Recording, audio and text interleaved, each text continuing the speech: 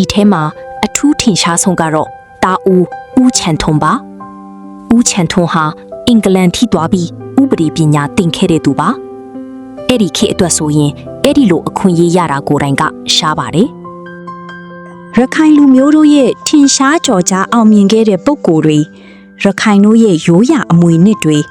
သမိုင်းအစဉ်အလာတွေနဲ့ယဉ်ကျေးမှုဓလေ့ထုံးထမ်းတွေကိုအဖရခိုင်သူရခိုင်သားများလိလာမှတ်သားထိုက်စေရန်ရည်ရွယ်ပြီးရခိုင် Storybook YouTube Channel လေးကိုဖန်တီးထားခြင်းပဲဖြစ်ပါတယ်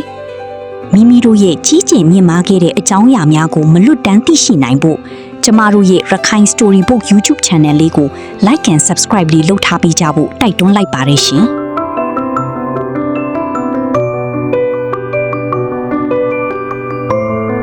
စစ်တွေမြို့မှာတခစ်တခါကအလွန်နာမည်ကြီးတဲ့တထေးကြီးတဦးရှိခဲ့ပါတယ်။ဦးရဲကျော်သူပါ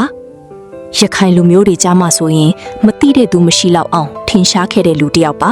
။သူ့မိသားစုကလည်းတာမန်မဟုတ်ပါဘူး။သားသမီး10ယောက်တောင်ရှိပြီးအများစုကပညာရေးနဲ့ထင်ရှားခဲ့ကြပါတယ်။ဒီထဲမှာအထူးထင်ရှားဆုံးကတော့တာဦးချန်ထွန်းပါ။ဦးချန်ထွန်းဟာအင်္ဂလန်ထိသွားပြီးဥပဒေပညာသင်ခဲ့တဲ့သူပါအဲ့ဒီခေတ်အတွက်ဆိုရင်အဲ့ဒီလိုအခွင့်အရေးရတာကိုယ်တိုင်ကရှားပါတယ်ဒါပေမဲ့သူကတာမန်မဟုတ်ဘူး1882ခုနှစ်မှာဘာသာရပ်တွေကိုအမတ်အများဆုံးနဲ့ဂုဏ်ထူးအပြည့်နဲ့အောင်မြင်ခဲ့ပါတယ်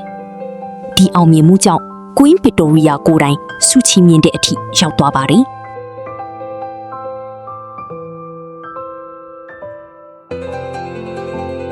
စိတ်ဝင်စားစရာကတော့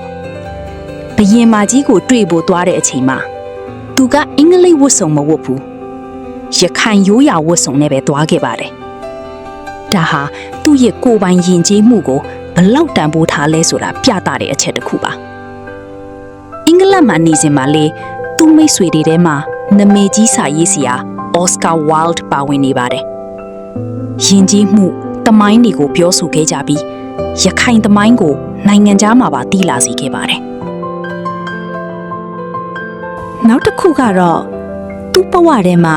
အရေးကြီးဆုံးလှုပ်ဆောင်ချက်တွေကတစ်ခုပါရန်ကုန်မြို့ကိုပြန်လည်တည်ဆောက်တဲ့အချိန်မှာစူးလီဖျားကိုအင်္ဂလိပ်တို့ရွှေ့ပြောင်းဖို့အစီအစဉ်ခဲ့ကြပါတော့တယ်အဲ့ဒီအချိန်မှာအများစုကမပြောရဲကြဘူးဒါပေမဲ့ဦးချန်ထွန်းကတော့တယောက်တည်းရဲတောက်ကန့်ကွက်ခဲ့တဲ့ကျမတို့ရဲ့တကောင်းရဲကောင်းတယောက်ဆိုရင်လည်းမှန်ပါတယ်ပြီးတော့ Queen Victoria ထံကိုတောင်တရိုက်စာရေးတင်ပြခဲ့ပါသေးတယ်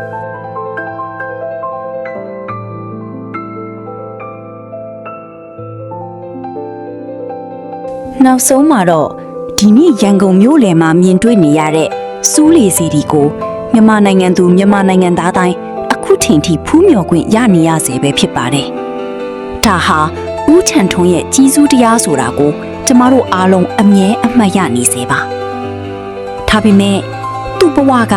အမြဲအောင်မြင်မှုတွေနဲ့မပြည့်ပါဘူးအိမ်ထောင်ရေးအခက်အခဲတွေကြောင့်နောက်ဆုံးမှာသူတယောက်ထဲသာကြံရစ်ခဲ့ပါတယ်ဘဝအဆုံးပိုင်းမှာစိတ်သောကတွေနဲ့နေထိုင်ခဲ့ရပြီးအသက်35နှစ်အရွယ်မှာပဲကွယ်လွန်သွားခဲ့ပါတယ်ဒါပေမဲ့သူ့ရဲ့လှုပ်ဆောင်ချက်တွေသူ့ရဲ့ပညာရေးအောင်မြင်မှုတွေကတော့ဒီနေ့ထိကြန့်ရှိနေသေးပါ